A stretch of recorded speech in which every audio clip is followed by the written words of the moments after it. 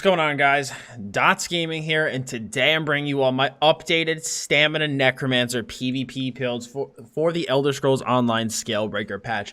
Unfortunately, I recorded this video already. I got footage and everything for it, and my computer had some issues after a Windows update, so all of the data and the video from that last recording got completely corrupted, and it looks very, very bad. So I'm going to kind of splash in right here some clips from the PvP footage just so you guys can get a rough idea of what the build's going to look like, because I'm not going to have a full battleground at the end of this because the footage got corrupted.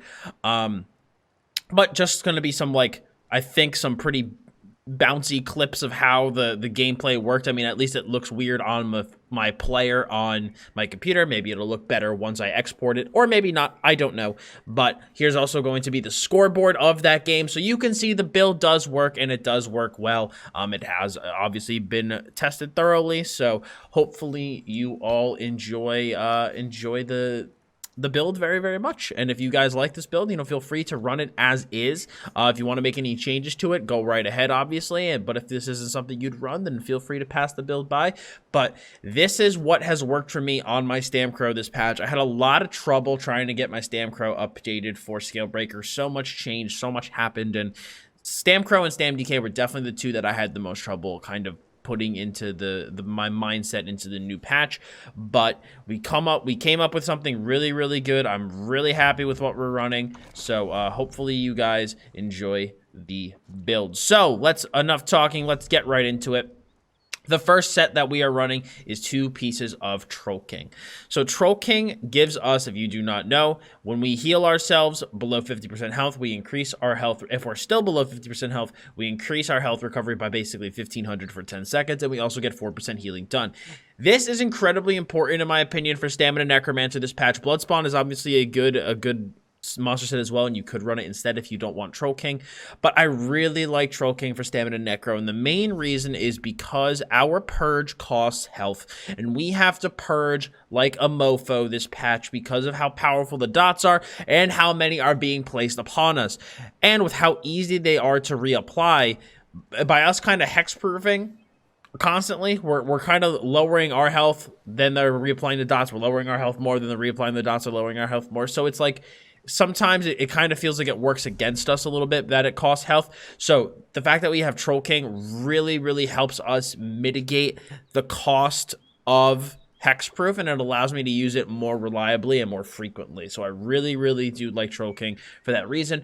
Plus, in my opinion, this patch, healing is like the meta defense, if that makes sense. I have felt that way on many classes, that healing and hots are kind of the best way to defend yourself, so that one line of healing done is super helpful. We also have my main 5-piece, well, technically this is a back bar 5-piece, but we are running Clever Alchemist. If you've been watching any of my build videos for this patch, you will know that Clever Alchemist has been a set that I've been using on probably like half my characters, and I absolutely love it. 2 lines of maximum health, a line of damage, and then when you drink a potion during combat, you feel a rush of energy, giving you an increased weapon and spell damage for 15 seconds. This is not only going to boost up the heal of our Spirit Mender guy, but this is going to give us an absolutely massive boost to our damage, and because as long as we drink our potion on the back bar, we're able to maintain that damage buff when we transition over to our front bar, and we gain our 2-piece bonus there. So it's just such a good set. It's become, like I said, a very staple of mine for this patch. It allows us to play really, really high damage builds. The 2 lines of maximum health also allow me to get away by using the Lava Foot, Soup, and Saltrice on many of my stamina tunes, which allows me to get higher stam and higher recovery than if I was using Dubious Camoran Throne. Now, the main 5-piece shouldn't surprise anybody. Hunding's Rage. Love Hundings on my Scalebreaker. It's incredibly good. I really like the weapon crit. The flat weapon damage and the maximum stam is always nice as well. But I like Hundings because it's always there. It's very solid, very consistent. It's always present. I don't have to ramp it. And because this build is very squishy and we need to be as mobile as we can, having something that doesn't need to be ramped and is just kind of always present is very, very good for a build like this, in my opinion. So I've been really, really enjoying Hunding's Rage. There are sets that I think will offer a little bit more damage, but I don't know. I think the line of weapon criticals too from Hunding's also kind of is very good for a build like this, being that it is a very bursty build.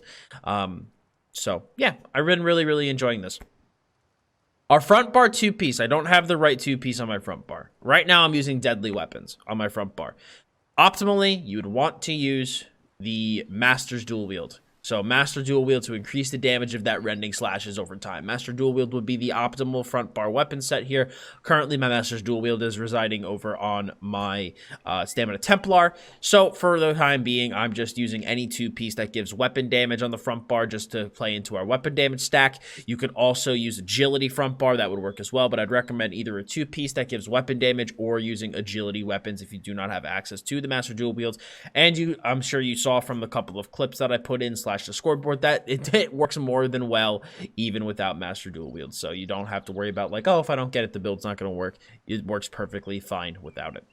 Now, in terms of weights, traits, and all that good jazz, we are going to be running, I believe, at 5-2. So I have, yes, 2 heavy and 5 medium on this build. Optimally, you're going to want to have your heavy be your chest and then any of your non-glove or belt pieces. But I have it as head and shoulders because that's the way RNG rolled with Troll King for me. And then in terms of enchant, you have 3 prismatic and 4 max stam. You're going to run 2 well-fitted and 5 impen. I dodge roll a shit ton when I play my Stam Crow, so I like to have these 2 well-fitted pieces. If you don't feel that you need them, go ahead and replace them with impen. But I really, really like having the well-fitted. Now, shield your eyes from my jewelry. I haven't gotten a chance to improve it yet past blue quality. But you're going to want to run 2 robust, 1 infused weapon damage, 1 weapon damage on a robust, and 1 stamina recovery on the robust. Now, if you run Bloodspawn, if you don't want to run Troll King and you run Bloodspawn, you're going to want to replace the stamina recovery here with a weapon damage glyph. Now, I know my recovery on this build is higher than it was last patch.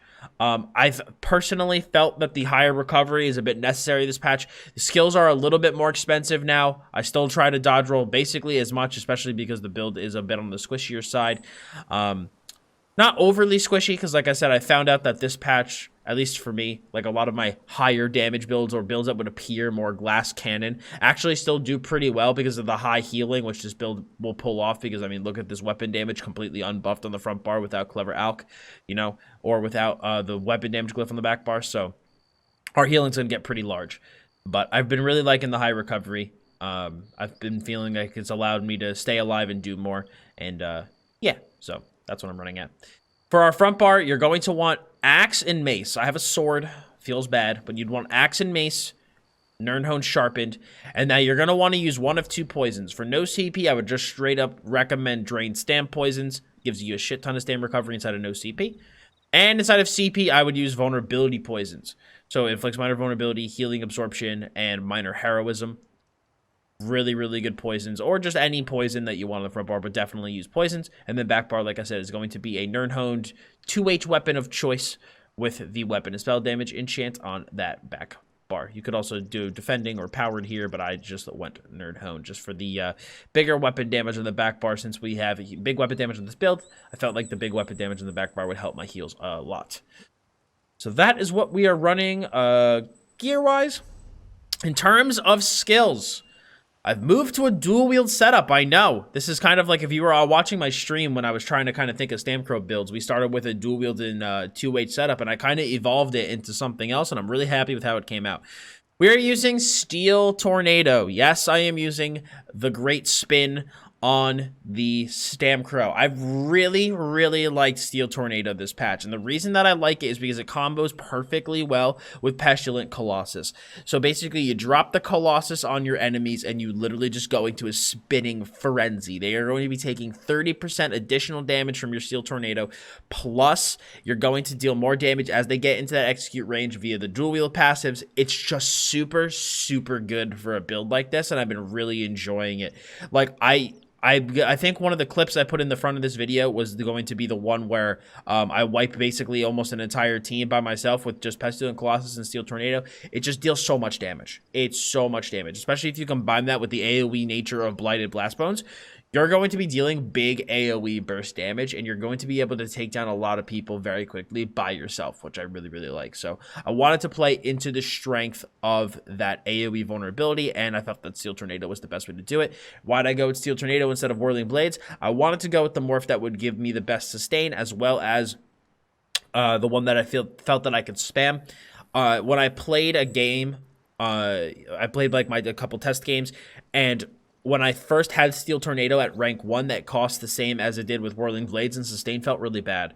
I had to heavy attack a good bit in no CP. If you don't mind that, then Whirling Blades would be great for you, but I prefer the cheaper option. I still also very like the fact that Steel Tornado has the larger radius. I don't know. I just personally prefer Steel Tornado over Whirling Blades. So if you want to use the other morph, go ahead, but I like this because I felt the sustain's better and I like the larger range. We are using Rending Slashes for our primary dot on the build, as well as our snare removal. It's really, or excuse me, our snare application. It's really, really good. The bleed from this is very powerful. If you do not feel that you need the snare, you can go ahead and run Blood Craze for the hot. But I like the snare on this because I do not have a source of Major Expedition in this build. I couldn't fit one in a way that I would have liked my skill bars, if that makes sense. I just couldn't find a place for it that I was happy. And so in my mind, I'm like, okay, I'm going to need definitely need a snare on this build. I didn't run one in the past, but I'm going to need one now because I don't have the Major Expo reliably. So we're running Rending because of that. If you feel that you don't need that snare and you're still able to keep up with people, go ahead and run Blood Craze. But for now, I've been running Rending and it's been working pretty well for me. We are using Turn Evil. We are using the new Stamina Fear. I've been really, really liking this. It gives me a reliable CC on the dual wield bar, which is super, super nice. Necro doesn't really have a good Stam CC, and neither does dual wield. So Turn Evil was obviously the perfect choice here. Gives us minor protection, minor endurance, and fears enemies in a 5-meter radius. It's just really, really good. Really like this skill. Of course, we have Blighted Blast Bones. Going to be our big AoE damage thing. Kind of, it's our version of Shulks. Runs at the opponent, deals disease damage. Fortunately, Blast Bones is still a little drunk. He doesn't know where he's going sometimes. So he's, it doesn't always, it's not super, super reliable. I think it's a little bit more reliable than it was last patch, but it's still pretty unreliable. But still, it's a really, really powerful skill when it hits, which is why we have to run it. Plus, the Major Defile is super good. So the base combo is obviously going to be apply your Rending Slash on your target, get your Blast Bones up. As it's running to your target, you're going to want to drop the Pestilent Colossus on the Blast Bones hits, and then you just go into the spin, and you're going to be dealing some big old damage. It's really, really nice. You also have Spirit Guardian. Spirit Guardian is what allows us to really run this glass cannon type of setup and not just get completely melted, because we basically have Buffer the Swift kind of built in, which is really, really nice. So you get a nice heal over 16 seconds, and then also you have a 10% damage reduction. So the Spirit Guardian is super, super good for Stamina Necromancer, especially on a more squishy build. And I've kind of gone over Pestilent Colossus already. Big, fat AoE damage, major vulnerability. This thing is absolutely my favorite part of this damn Crow kit. Back bar, we are running Hexproof. You gotta run a Purge this patch. With all the dots that are on everybody, you gotta run a Purge. It's just not much else to be said about it. You need it. It's really, really good. Resolving Vigor. It's the hot we have access to. It's a little bit, I think it's a watered down version of what it used to be personally, but it's still, it's the base hot that we have, so it's what we're running. I'm running Rally. I personally have felt that on certain classes, Rally is kind of mandatory. I couldn't, certain classes, I tried running Forward Momentum, it just wouldn't work, and Stam Crow is one of those ones where I feel that you kind of need Rally on this. I made a heavy armor build at one point that used Forward Momentum and that used a lot of the hots from the class, but I felt that my damage ended up kind of suffering, so I needed to basically kind of incorporate more skills and stuff into the build that would allow me to continue to deal damage. And so I needed that heal on Rally. I just couldn't fit with the way I wanted to build my Crow. I couldn't fit Forward Momentum and another heal into the build without, in my opinion, sacrificing damage or maybe a better damage mitigation or snare removal. Something else in some way. Like I just couldn't. Well, snare removal would have come from Forward Momentum, but I just couldn't fit forward into the build the way I wanted to. Especially with like how good Templars are right now. I felt that Major Evasion was something that needed to be in the build as well. So it's just like, if you kind of understand what I'm saying, there was like a lot of different things I was trying to incorporate and things that I felt needed to be on the build that I just couldn't get forward momentum in. I couldn't keep it. And plus, the burst heal from Rally has felt absolutely wonderful on my Stamp Crow. It's felt great. So, I don't know. For me, running in medium, I've tried a heavy armor setup on this guy, and I just really wasn't a huge fan of it. It was a pretty decent build, but it was too reliant on the ultimate to deal damage. And so I knew I wanted to go back to medium armor, and I just couldn't personally make forward momentum work in medium armor. I really liked Rally. I really like it. Like I said, I tried at one point using Mortal Coil and using forward, but you know, I really am actually super liking the major evasion from Shuffle, especially with how prominent Templars are right now. Being able to take 25% less damage from jabs is just an absolute godsend, because you could very easily run forward momentum in place of Rally and then run Mortal Coil on the back bar here like this. So you'd get that extra healing tether. So that is an option if you want to run that. But I've personally been preferring the burst heal from Rally. You can also kite way better with Rally as opposed to Mortal Coil. Mortal Coil has a lot of issues if you try to kite a lot, which I do in the medium armor Stamp Crow build. So you can kind of see where I was thinking and what the thought process was. But that is an alternate skill solution if you do like that. But yeah, basically what I'm trying to get at is I feel that I really like Rally for Stamp Crow right now, especially in medium. And it just really favors that mobile style. We are running Summoner's Armor. I did try this with Beckoning Armor, and the sustain was a little meh in no CP. You can absolutely run it, but I do like the extra cost reduction from Summoner's Armor. So definitely it is your choice there. If you play only CP PvP, I think you can use Beckoning and get away with that. Or if you just want the superior sustain, go ahead and use Summoner's Armor. I already pretty much explained why I use Shuffle. 5 seconds to snare immunity, major evasion. It's actually very good right now. I've been really enjoying this for medium armor. And then we are using the Ravenous Goliath on the back bar. This is our defensive ultimate, or if we're being attacked by a lot of people and we need to, you know, make sure that we don't die. You pop the Ravenous Goliath, go into your Blast Bones, and then just start spinning around. You're going to be dealing tons of cleave damage between the Ravenous Goliath, as well as Steel Tornado and Blast Bones damage. So we also have, in terms of other stuff, if I can actually open up my windows, we're using the Warrior Mundus. We are using the Lavafoot Soup and Saltreese for buff food.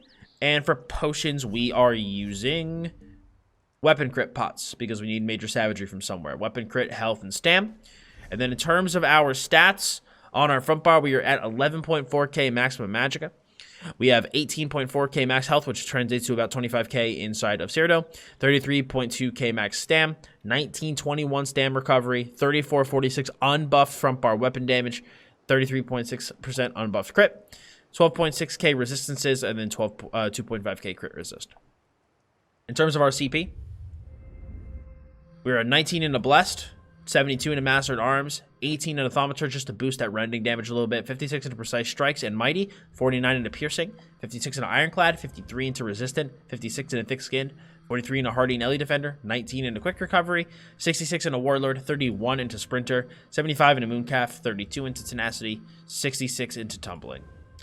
Reason I did the points of tenacity here is because dual wield heavy attacks are very smooth, so they're very easy to weave in. In terms of your general rotation, you're going to want to maintain Summoner's Armor. You're going to want to maintain Shuffle and Rally and the Spirit Guardian at all times. These 4 buffs need to be maintained at all times. When you're going in for damage on your opponent, you're going to want to go, assuming you're coming from a range and your opponent's over there, you're going to want to go Blast Bones. You're going to want to go up to them and hit them with the Rending Slashes, and then just simply start with the Steel Tornadoes, using Blast Bones every single time it explodes. Okay, then when you want to go in for a kill, again, assuming you have all buffs running, when you want to go for a kill, assuming your Rending is running, you're going to want to go Blast Bones, Turn Evil, Pestilent Colossus, Spin. Very straightforward. Defensively, you're going to, obviously, assuming all your buffs are active, you're going to want to Shuffle, Dodge Roll, Refresh Rally, and Sprint.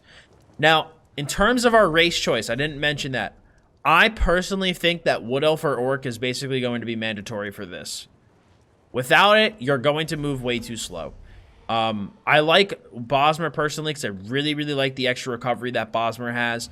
Also, I do dodge roll. I tend to dodge roll a lot So when having the extra pen on the dodge roll is really, really nice. I also like the 10% movement speed after the dodge roll and not being reliant on sprint for that 10% movement speed. But I do think that Orc or Wood Elf is going to be mandatory because we don't run a Source of Major Expedition. You want to run one of these to keep your speed up. You know, you still get 10% movement speed, which is something.